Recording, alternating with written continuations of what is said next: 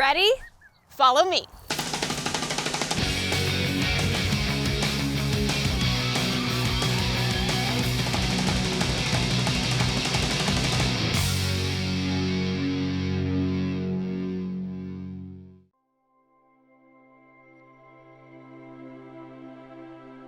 Have you ever heard of a hoodoo? Here in the Chiricahua Mountains, these towering pillars of rock stand in impossible balance, shaped by fire, wind, and time, and held upright by nothing but harmony with the forces around them. Lose that balance and they fall. Today we're discovering this wonderland of rocks and the flora and fauna that live amidst them.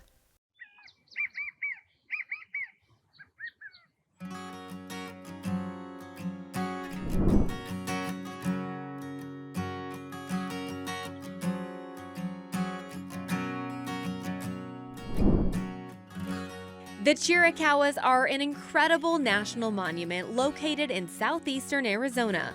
While this hidden gem takes a bit of driving to get to, this place is special and well worth the effort. In fact, it just might become Arizona's next national park, joining the Grand Canyon, Petrified Forest, and Saguaro. You'll only have to hike 1 mile to get to and from the Echo Canyon grottos, and it's an easy elevation gain of only 78 feet. This trail has some fantastic hoodoos and grottos to explore. We're taking you on a short hike with a huge payoff. We're already seeing some of the legendary Chiricahua rock formations just from the trailhead. And right now, there is snow adding to the beauty of this landscape. Let's go see what else we can find.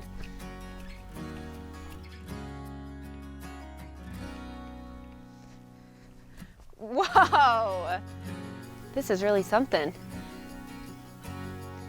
You may have wondered, how does a place like this become a monument? Well, in 1924, President Calvin Coolidge made that designation for the enjoyment, inspiration, and education of this area to continue on for future generations. And the Antiquities Act of 1906 allows presidents to do that without having to involve Congress.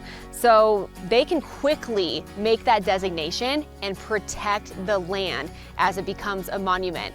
What can happen then, though, is Congress can come back and say, let's make that monument a national park. That's actually what happened with the Grand Canyon.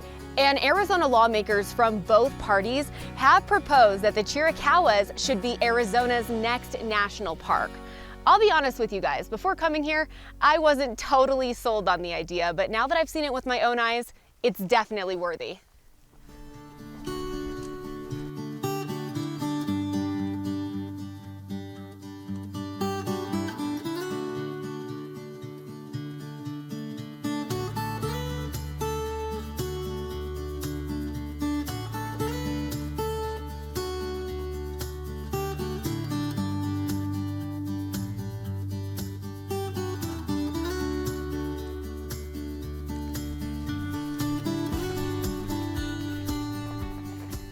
While this snow is pretty, it sure is slippery. I gotta go down here. I'm very nervous. Woo! You know, it would be a good idea in the winter, especially if you're someone who wears tennis shoes when you hike, which you know I don't like, to bring ice spikes. That would be a great idea to throw over your shoes. Just make sure you're totally safe out here. My shoes do have substantial enough lugs on them that I feel pretty good about this, but there's some really, really slick spots. Okay, I see the end. Can I do it without slipping? There we go.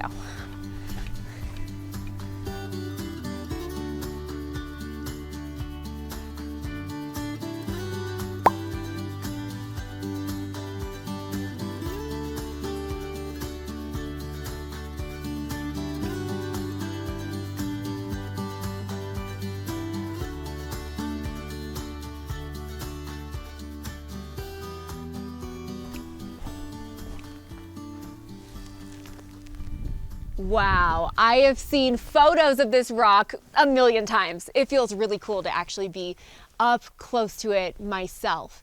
And the process that started forming these rocks, it started 27 million years ago with a volcanic eruption. That eruption formed a caldera that's 12 miles wide, and tons of ash and debris went everywhere in that eruption. And then that debris compacted into a rock layer. You can imagine all of the erosion that took place over 27 million years. And that erosion is what helped form these unique shapes of these spires, now referred to as hoodoos. So who knows what a hoodoo is? Now hoodoo.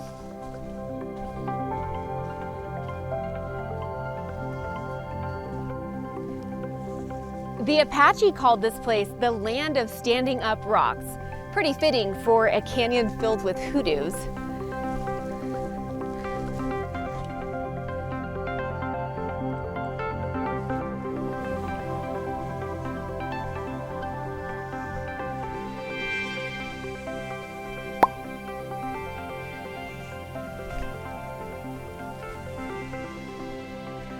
This trail is pretty nice and flat, but definitely a lot of uneven rocky terrain along the way.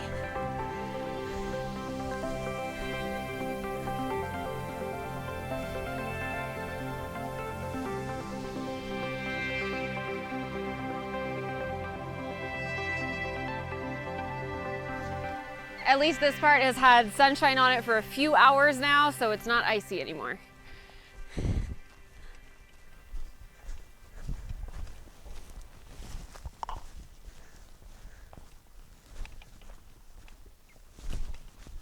I see the sign for the grottos.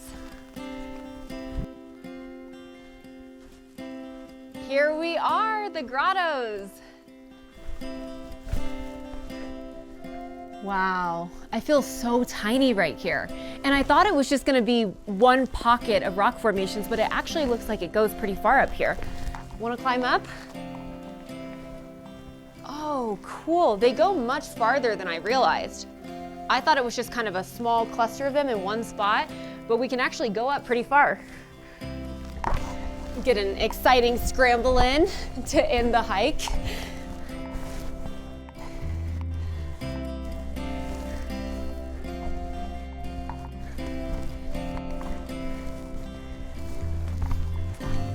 It is wild how these giant boulders are balanced here.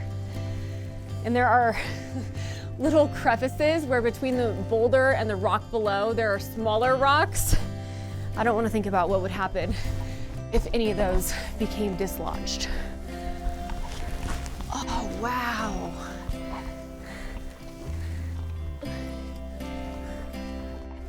We are in the hoodoos now. Not just looking at them, but surrounded by them. It is kind of freaky to be underneath these rocks that are balanced and wedged in here. Let's see what's over here. Oh, cool. It's like a window to this sea of hoodoos over here. It just keeps going. Let's see what we can find up here. Beautiful juniper trees. This is a nice shady area. Let's look out over here. Oh, this is awesome. We're actually enveloped by these hoodoos now. It's much different than when we look out over the sea of them. Up close, you can really grasp their individual magnitude. This is a popular trail and it's easy to see why, but when we're out here hiking, it's important to keep in mind we're sharing this land with many different desert animals, including bears. We learned about 2 black bears that were rescued from this region as babies and are being rehabilitated in Scottsdale with hopes of returning. The Southwest Wildlife Conservation Center rescues a huge variety of injured, orphaned, or abandoned native animals in Arizona, including bears. So this is Kim Carr, who is the animal care manager here at SWCC. And it's really amazing that you guys have been able to so quickly find a shelter and a care plan for these bears. Can you tell us more about the story behind how the bears came here? Yes, and actually we have a long history of caring for bears. So we've been here 31 years, so we've actually had a few bears come through our doors. So it wasn't our first time caring for bears, which really helped. These 2 cubs, we got a call. It was from a park ranger that had been noticing 2 young bear cubs wandering around alone, which is very unusual. You know, when they're that small, they're only a couple months old, they are with mom. and no mom in sight. They were kind of getting into trouble. They were looking for water and just seemed really in distress. He was able to contact Game and Fish, and they made a plan, and they were able to safely capture those two cubs together, a boy and a girl, and they brought them to us to care for. How do you care for these bears when the goal is to release them back out into the wild? It seems very challenging to minimize the human interaction. Absolutely, especially when you factor in things like they came in sick, so they had to be medicated. They weren't wanting to eat right away because they didn't feel good. And it is such a balance of how much hands-on you have to do in order to keep them alive and keep them healthy, and hands off because you want to keep them wild and get them back into the wild. So it's always, like I said, a balancing act of what's best for the animal in the long run. These cubs stayed in our clinic for a couple of months, believe it or not, in a special chain link enclosure inside one of our rooms. They had to be medicated. We weighed them every couple of days because when they came in, they were really malnourished, they were sick, and we wanted to make sure they were gaining weight. And the only way to do that is to weigh them. So of course you have to be hands-on with that. They started eating really well, gaining lots of weight, getting healthy. They got rid of all those illnesses they came in with. And then eventually they got put outside. So right now they're in our rehab area, and that's an area that is off limits except for staff and volunteers that are going out there to care for them. So they're not on our tour path where we educate visitors, so they're not hearing all the talking and seeing people passing by every day. So we go to great lengths to keep them wild. When it comes to the plan for these bears, what does the future look like for them, and how are they doing now? Our goal with any animal that comes through our doors is always to give it a chance to go back in the wild. Sometimes that is not the end result because an animal maybe has something wrong with it where it's not going to survive in the wild, or there's just different scenarios where maybe they're too friendly. These bear cubs are pretty wild, and bears have great instincts, even without their mom raising them. That's always a big question that people ask, how are these animals going to survive when they haven't had that maternal care and that mother showing them what to eat? Luckily, bears eat just about everything, and they're so curious that really works in their favor. So these guys will, kind of learn what to eat, and they will eventually be released, hopefully in the next 6 months. While the goal is to get the baby bears back into the wild, the center also provides sanctuary to bears who cannot be released due to injury, disability, or human exposure before they arrived here. So we've got Grizz and Iggy. They're both black bears, even though someone named him Grizz. That was not me. Yeah, that is a little confusing. No grizzly bears in Arizona, but now, yeah. This one loves the water. We could see him swimming around a ton. It's so nice that they have this, but in the wild, they'd be in the water hunting, so I guess it makes sense that he wants to hang out in there. Bears live up in Alaska, and they're fishing, and the grizzly bears. These guys, they are, there's streams and rivers and things like that, but a lot of stuff that they're eating are grass and berries and bugs. Here they're these huge bears, and you would think they eat huge meals, but in the wild they're always looking for protein and things to eat. It's usually small things. As you can see, the bears are in great hands with Kim and the team at Southwest Wildlife Conservation Center, so we're going to head back to their home territory in the Chiricahuas and keep exploring. We made our way over to Masai Point, which is another great place that does have a trail, but we're not going to hike it. We're just here to take in more sights of the hoodoos and watch this incredible sunset.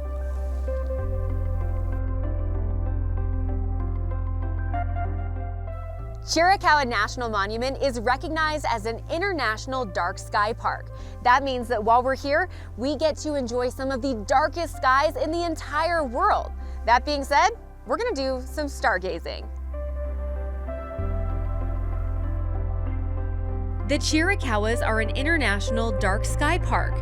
These are conservation areas that implement good outdoor lighting policies and provide dark sky programming, making them incredible places to stargaze.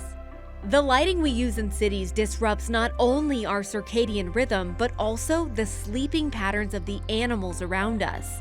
Luckily, light pollution is completely reversible, and the reward is better sleep, healthier animal populations, and of course, the stunning night sky. Wow, these stars are shining so brightly. It really makes such a difference getting out away from that light pollution. We can see constellations and planets. This was the perfect way to end the day. I cannot wait to see what we find tomorrow.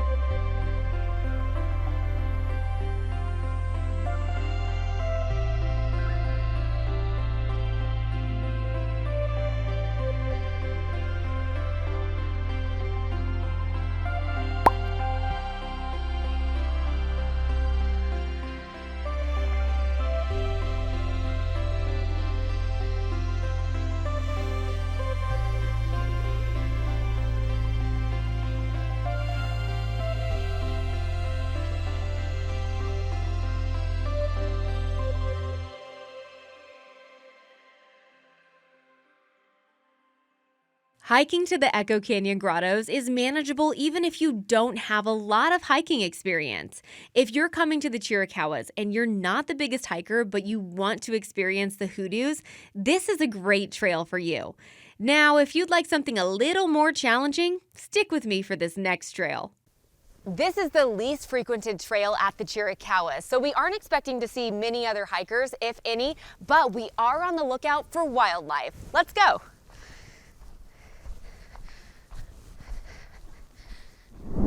The Natural Bridge Trail is 4.7 miles out and back with an elevation gain of 1,040 feet. It's a more challenging trail that rewards you with an incredibly balanced natural bridge at the end. So we already know there are bears in this area, but we're also watching out for something else, and that's big cats.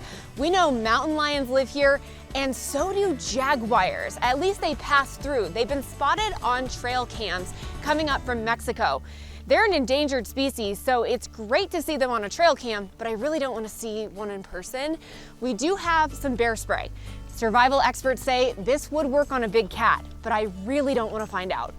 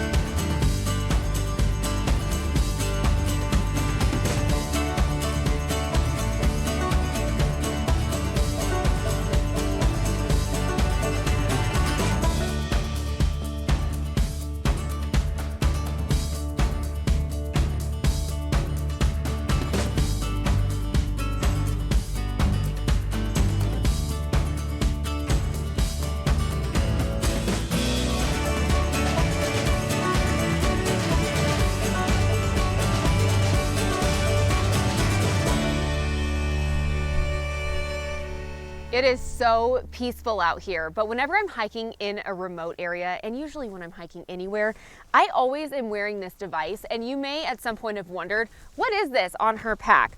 Well, it tracks my location, and if I hit this SOS button right here, it would send my GPS coordinates to an emergency response center. All of this by way of satellite technology, and rescuers would be dispatched to my exact location, and it could save my life in the event of an emergency. Mine also has a keyboard. That is so I can message my loved ones because they worry about me when I'm out here hiking. You're welcome, Mom.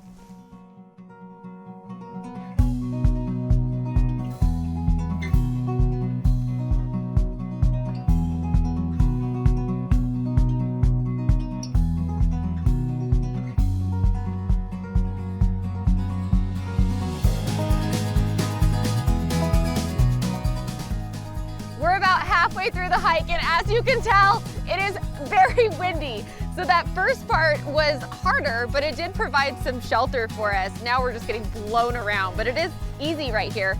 I'm hoping to take cover under the bridge.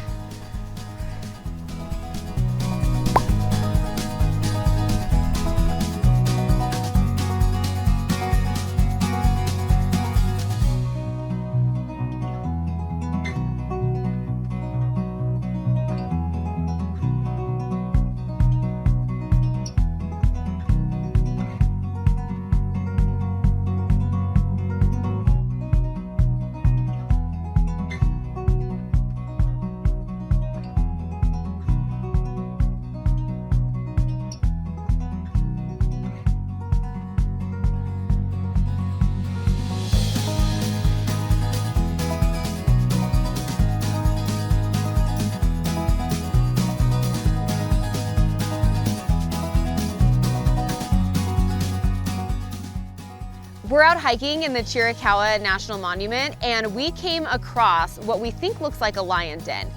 And we know there are mountain lions in the area, so we're on the lookout. Not only did we want to get some footage to show you this den, but we got to show you something else. We think that this rock formation looks like a mountain lion itself. Do you see it? Chiricahua National Monument is a site of tremendous biodiversity, and that's because there are 4 different ecosystems that converge here. You have the Rocky Mountains, the Sierra Madres, and then 2 different deserts, the Sonoran and Chihuahuan. Because of that convergence, 1,000 different plant species call this monument their home. Many of them are endemic, meaning they only live here.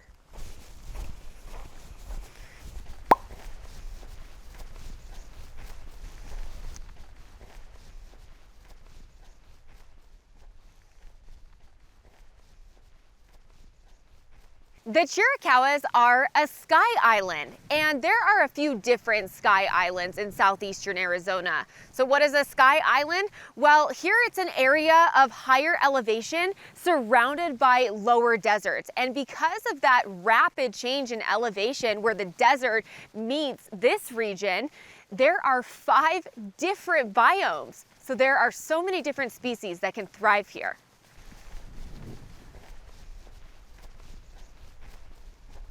Now that we're hiking through the pine trees, we know that we're entering a different biome. Look at all these baby pine trees. They are so cute.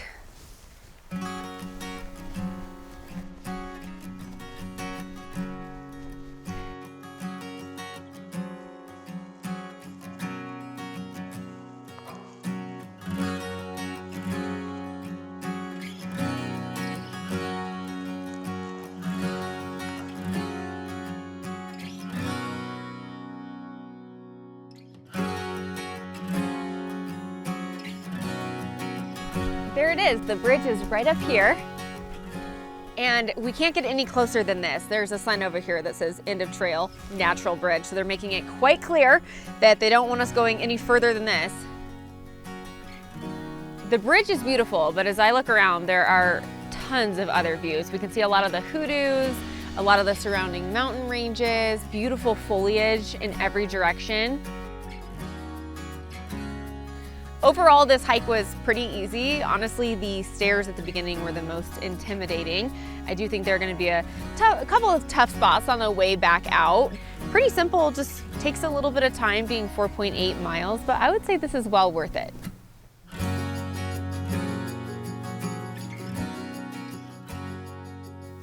Thank you for joining us on our journey this season. We haven't just hiked, we've discovered.